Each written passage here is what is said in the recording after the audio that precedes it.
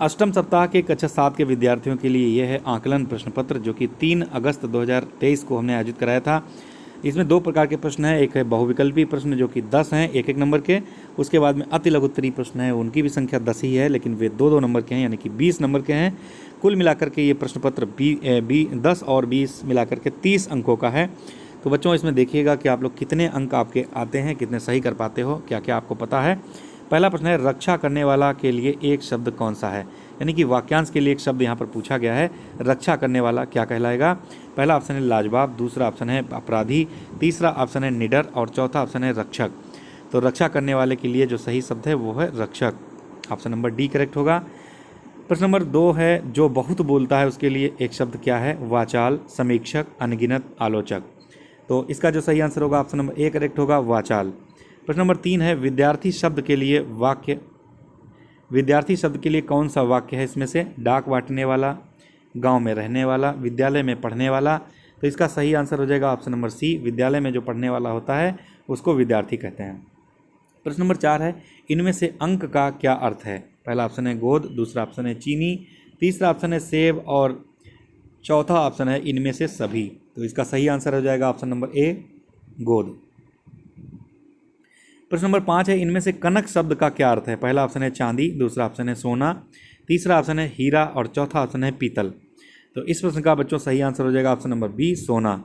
प्रश्न नंबर 6, औषधालय होता है स्नान घर, रसोई घर, ड्राइंग रूम या फिर बेडरूम। तो बच्चों, औषधालय जो होता है वो रसोई घर ही होता है, इसी को कहते हैं, क्योंकि रसोई घर में जितनी भी चीज़ें होती हैं वे सभी चीज़ें औषधि के रूप में प्रयुक्त की जाती हैं। प्रश्न नंबर 7 है, भारतवर्ष ने कितने वर्ष तक गुलामी झेली? पहला ऑप्शन है 100 वर्ष तक, दूसरा है 200 वर्ष तक, तीसरा है 500 वर्ष तक और चौथा है 1000 वर्ष तक। तो भारतवर्ष ने 200 वर्षों तक गुलामी झेली। ऑप्शन नंबर बी करेक्ट होगा। प्रश्न नंबर 8 है, हमारा देश कब आज़ाद हुआ था? पहला ऑप्शन है 15 अगस्त 1950, दूसरा ऑप्शन है 15 अगस्त 1947, तीसरा ऑप्शन है 15 अगस्त 1990 और चौथा ऑप्शन है 26 जनवरी 1950। तो बच्चों, इसका जो सही आंसर हो जाएगा, हमारा भारत देश आज़ाद हुआ था 15 अगस्त 1947 को, बी ऑप्शन करेक्ट होगा। कमेंट बॉक्स में आप लोग बताएंगे कि 26 जनवरी 1950 को कौन सा दिवस मनाया जाता है। 26 जनवरी को कौन सा दिवस मनाया जाता है ये आपको बताना है, और ये भी आपको बताना है कि 26 जनवरी 1950 को कौन सी घटना घटित हुई थी। प्रश्न नंबर 9 है, शैतान सिंह कौन थे? शैतान सिंह कौन थे? पहला ऑप्शन है खिलाड़ी, दूसरा ऑप्शन है शैतान, तीसरा ऑप्शन है सैनिक और चौथा ऑप्शन है उपर्युक्त सभी। तो इसका जो सही आंसर है ऑप्शन नंबर सी करेक्ट होगा, शैतान सिंह सैनिक थे। प्रश्न नंबर 10 है, जो हमेशा सत्य बोलता है उसे क्या कहते हैं? पहला ऑप्शन है तीर्थयात्री, दूसरा ऑप्शन है आस्तिक, तीसरा ऑप्शन है सत्यवादी और चौथा ऑप्शन है अक्षय। तो इसका सही आंसर हो जाएगा ऑप्शन नंबर सी, सत्यवादी। जो हमेशा सत्य बोलता है उसे हम सत्यवादी कहते हैं। इस प्रकार से 10 प्रश्न कंप्लीट हो गए हैं बच्चों। यहाँ पर ये इसकी आंसर की हमने उत्तरमाला दे रखी है। उसके बाद में जो अतिलघु उत्तरीय प्रश्नों को हमने लिया था, उनमें सबसे पहले हमने 5 और भी ऑब्जेक्टिव प्रश्न ले लिए हैं। आइए देखते हैं। 11वां प्रश्न है, जो उच्च कुल में पैदा हुआ हो उसे क्या कहते हैं? तो जो उच्च कुल में पैदा होता है उसको हम लोग कहते हैं कुलीन। ऑप्शन नंबर पहला सही होगा।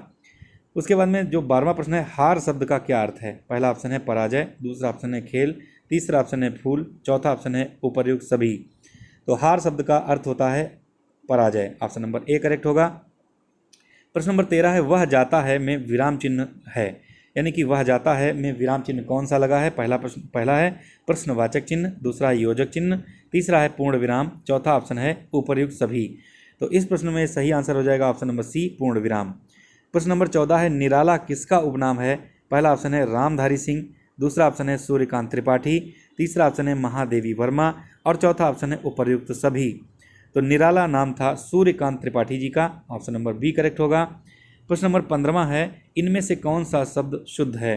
देखिए यहाँ पर लिखा हुआ है आँख, सुंदर, मगल, कंकड़। तो इसका जो सही आंसर हो जाएगा ऑप्शन नंबर डी करेक्ट होगा, कंकड़। फिर उसके बाद में जो 5 प्रश्न हैं बच्चों, ये हैं अतिलघु उत्तरीय प्रश्न, इनको देख लेते हैं। पुस्तकों की समीक्षा करने वाले के लिए एक शब्द कौन सा होगा, उसको आपको लिखना है। 17वां प्रश्न है, फौज में काम करने वाला क्या कहलाता है? 18वां प्रश्न है, डाक बांटने वाला क्या कहलाता है? प्रश्न नंबर 19 है, जिसकी गिनती की जा सके उससे क्या कहेंगे? उसके लिए एक शब्द बताना है। और 20वां जो कि अंतिम प्रश्न है, जिसको जीता जा सके उसके लिए एक शब्द कौन सा होगा? इसका आंसर आप लोगों को देना है। तो बच्चों प्लीज़ आप लोग ये बताएंगे कि आपको प्रश्न कैसे लग रहे हैं, आप इनको कर पा रहे हैं या नहीं कर पा रहे हैं। हिंदी उपचारात्मक शिक्षण का बहुत ही जल्द ही 50 दिवसीय जो मॉड्यूल है वो पूरा होने वाला है। तो कुछ वीडियोस रह गए हैं जिनको हमने अभी अपलोड नहीं कर पाया है, जल्द से जल्द आप लोगों को मिल जाएंगे। तो आप लोग तैयारी करते रहिए, पढ़ते रहिए। बहुत बहुत धन्यवाद। Thank you.